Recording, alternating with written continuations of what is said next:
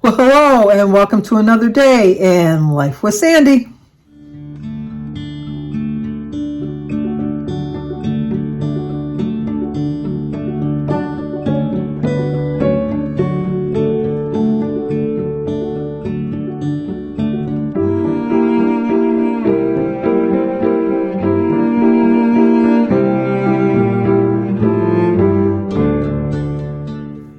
Well, good evening. Today is Saturday, February 4th, and we do have some birthdays today. Yesterday we didn't have any. Today we have 4.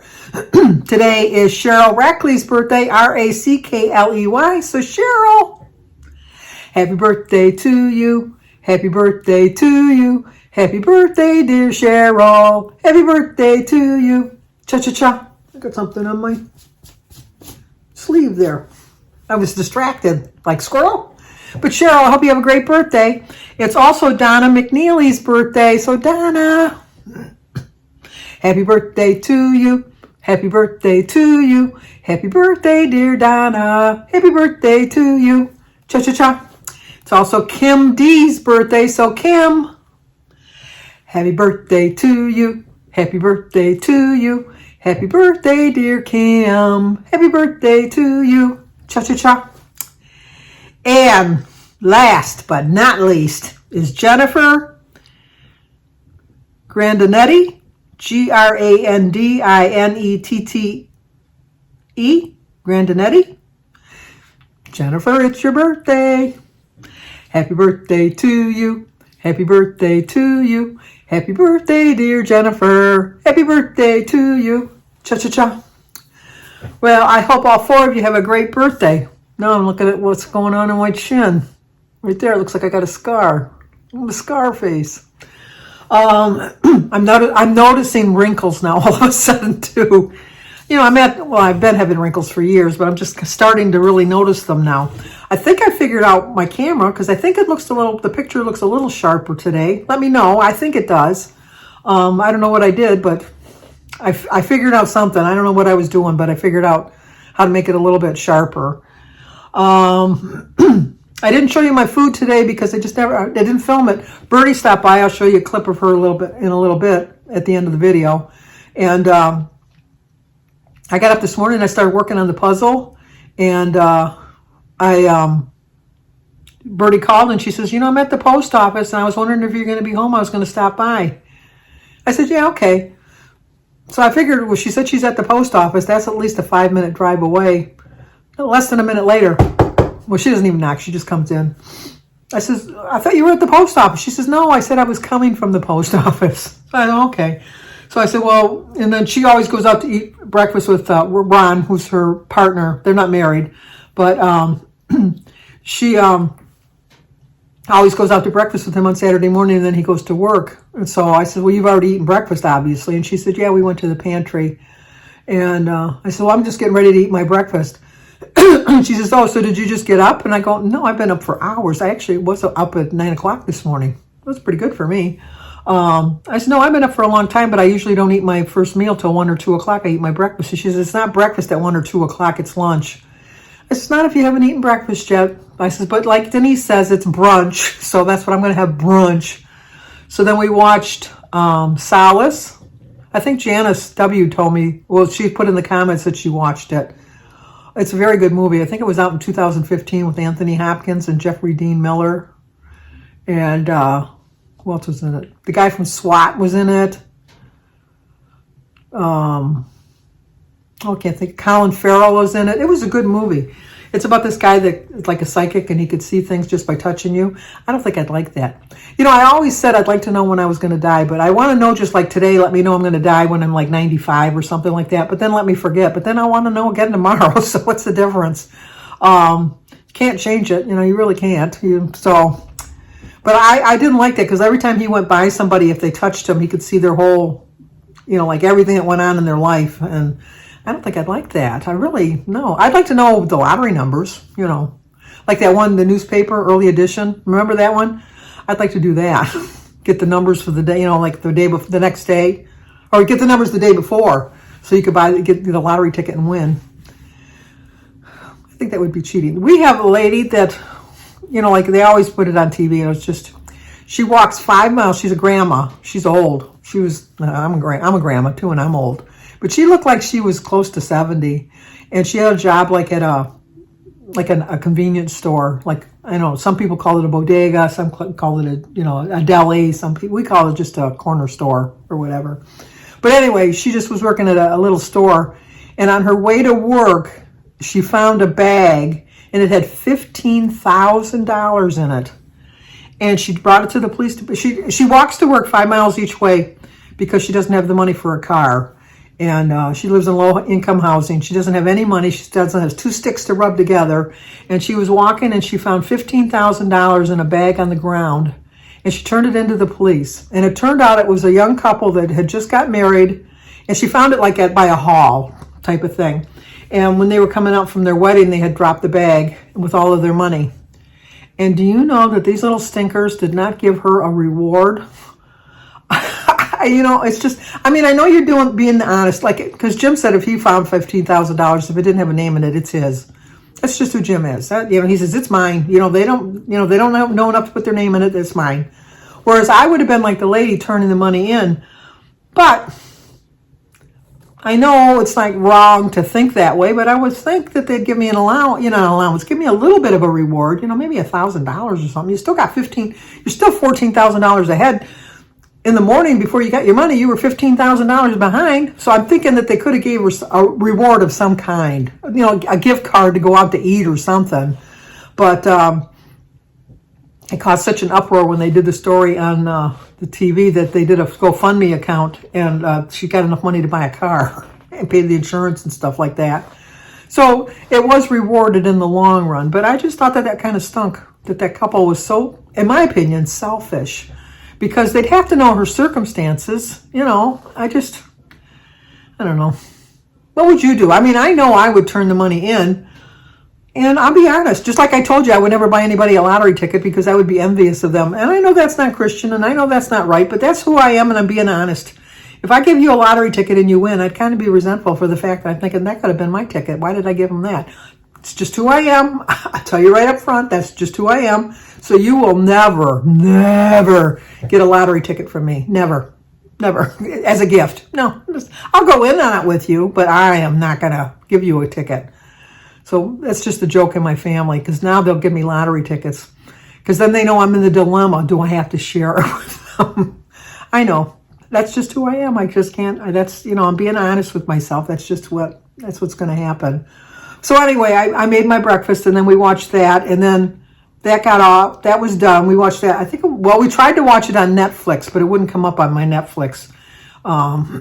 We have my router box is in here, but the TV in the living room is really kind of far from the router box, and there's the walls that block it. So we had a little bit of trouble picking up the internet. So I had ordered I told you I had asked for Christmas for a thing, and Danny got me one, but it was the wrong one. So I ordered one from AT&T, and it's supposed to come on the 15th of February because I guess it's behind in production or something. So, but anyway, we couldn't get the Netflix to come up, but we found it on Prime. So we watched. So if you want to watch it, it's either on Prime or Netflix. But it was pretty good. I really liked it. And then that got off, and when we turned the TV off, or the subscription services off, it was The Hunt for Red October, which I love Sean Connery. I was up till 3 o'clock last night because I was watching Finding Forrester, which is my favorite Sean Connery movie. I don't know why. I just love that movie. So every time it's on, I watch it. I don't have it on DVD. I don't know why. But every time it's on TV, I watch it. So we watched The Hunt for Red October. And then when that was over, my cousin Vinny was on. So we watched my cousin Vinny. So the whole day I've spent just watching movies and working on my puzzle.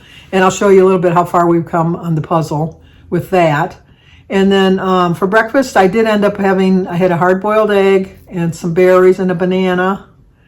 And I had my 2-point English muffin with 3 points of strawberry jelly on top of it and a slice of cheese for 4.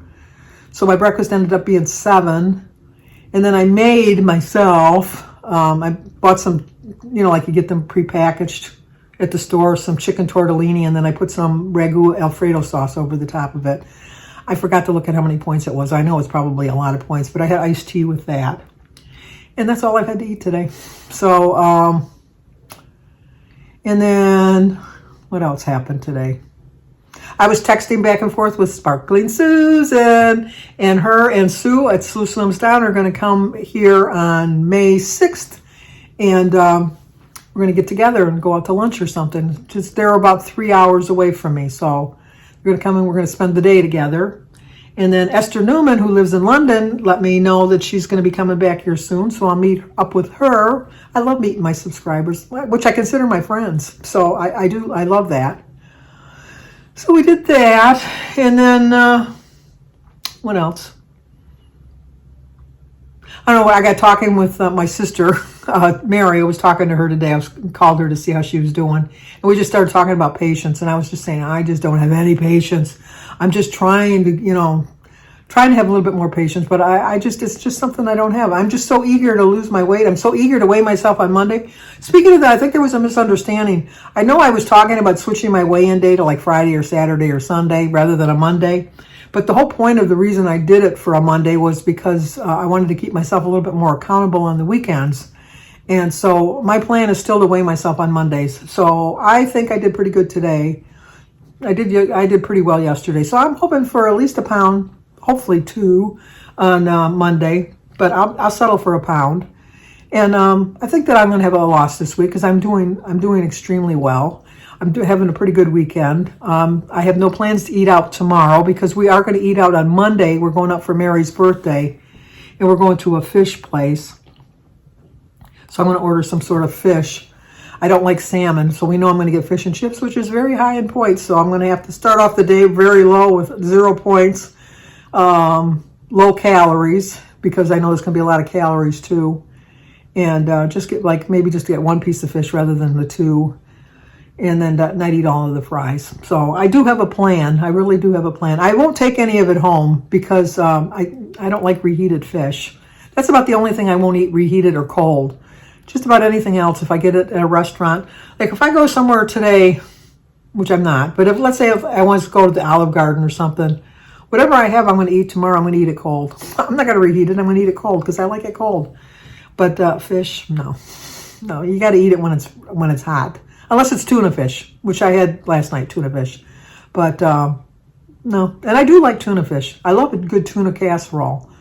But I don't take the time to make it just for me because Jim does not like tuna and he would not eat a tuna casserole. When my kids were little, we had tuna casserole on Fridays and they didn't really like it. But, suck it up, Buttercup. That's what's being served. So that's what you're going to get.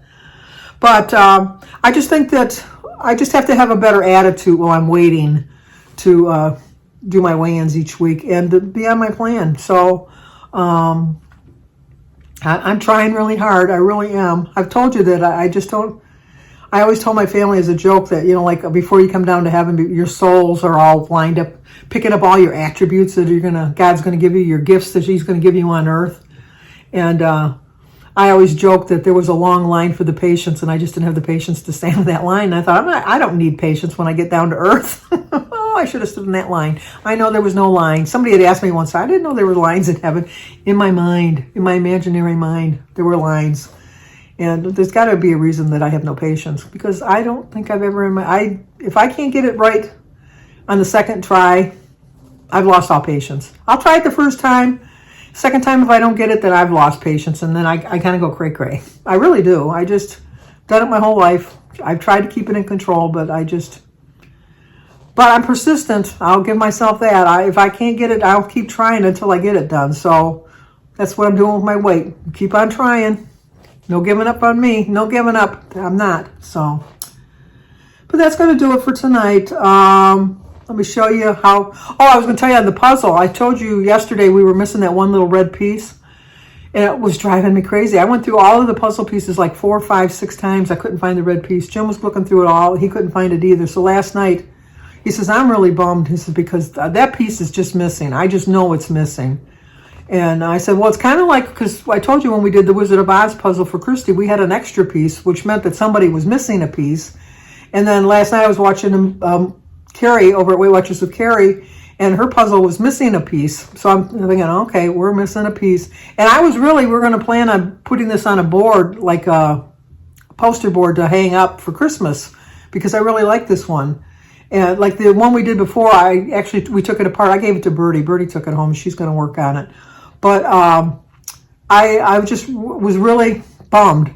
And so last night, I went in there. Jim was working on the puzzle, and he says, I'm really pissed. He says, because this is missing. And I go, well, remember we found that one piece over here, because for some reason the piece had gotten probably about 3 or 4 feet from the table. So I started moving the furniture, and he says, no, I moved that chair. And I said, well, how about the table? And he says, no, I didn't move the table, the little side table. So I moved the side table, it wasn't there. And I moved the other chair, it wasn't there. And I said, well, why don't you move my chair? And he said, well, that's really a heavy chair, because it's a real heavy chair. And I said, well, no, I'll help you. So we moved that chair, it wasn't there. Well, then I have this Longenberger shelving unit that I had bought. I said, well, let's move this and see. I'm just on an off shot, and there it was, the one little piece that we were missing. So I said, there it is. He says, oh my gosh, there it is. He says, I never would have thought to look there. So we got the truck all done now. So we feel better about that. But anyway, let me show you Birdie and how far we got on the puzzle, and then I will talk to you guys tomorrow. So be good. See what happens when you don't lock your front door? People wander into your refrigerator. Hello, my friend. Just to see what they can. What happened to the water one? Oh, the water one was empty, and then I had to clean it, and I forgot to refill it.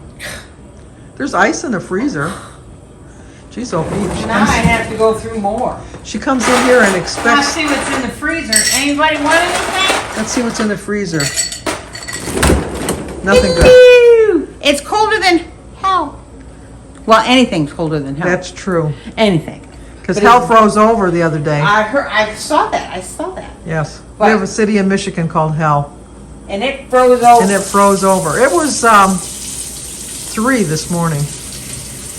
Ron said it was below 0 last night when he was driving around making deliveries. Yeah, it was cold last night.